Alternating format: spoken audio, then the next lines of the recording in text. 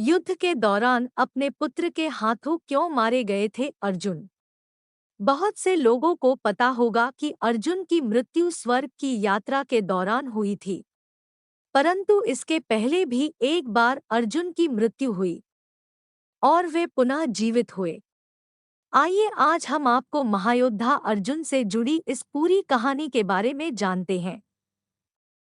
महाभारत युद्ध के समाप्त होने के उपरांत एक दिन महर्षि वेदव्यास जी और श्री कृष्ण के कहने पर पांडवों ने अश्वमेध यज्ञ करने का विचार बनाया।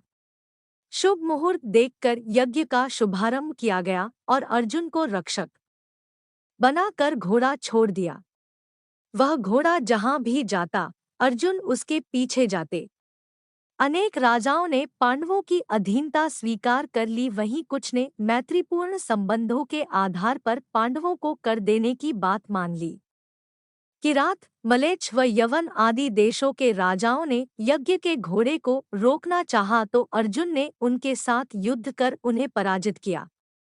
इस तरह विभिन्न देशों के राजाओं के साथ अर्जुन को कई बार युद्ध करना पड़ा। यज्ञ का घोड़ा घूमते घूमते मणिपुर पहुंच गया। यहाँ की राजकुमारी चित्रांगदा अर्जुन की पत्नी थी और उनके पुत्र का नाम बभ्रुवाहन था। बभ्रुवाहन ही उस समय मणिपुर का राजा था। जब बभ्रुवाहन को अपने पिता अर्जुन के आने का समाचार मिला तो उनका स्वागत करने के लिए वह नगर के द्वार पर आया।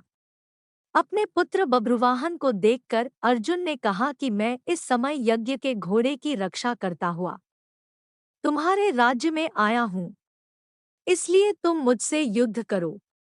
जिस समय अर्जुन बभ्रुवाहन से यह बात कह रहा था, उसी समय नागकन्या उलूपी भी वहां आ गई।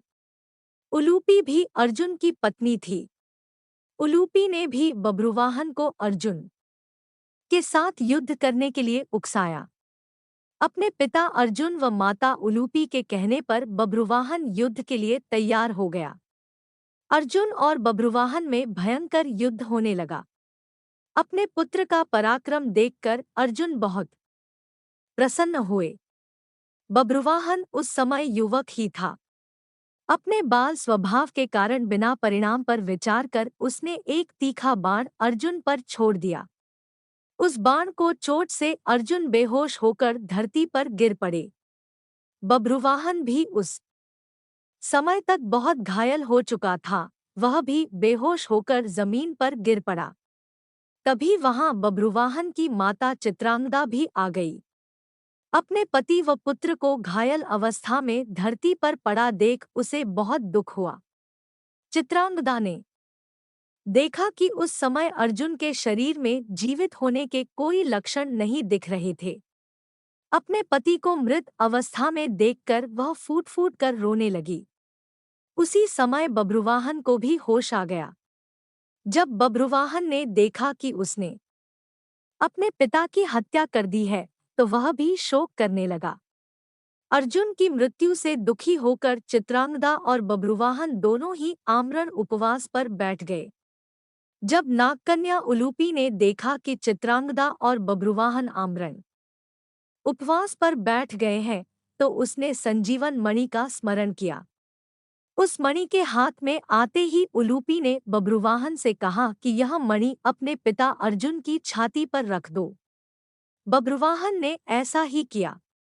वह मणि छाती पर रखते ही अर्जुन जीवित हो उठे। अर्जुन द्वारा पूछने पर उलूपी ने बताया कि यह मेरी ही मोहिनी माया थी। उलूपी ने बताया कि छल पूर्वक भीष्म का वध करने के कारण वसु, एक प्रकार के देवता, आपको श्राप देना चाहते थे। जब यह बात मुझे पता चली तो मैंने यह बात अपने पिता को बताई। उन्होंने वसुओं के पास जाकर ऐसा न करने की प्रार्थना की।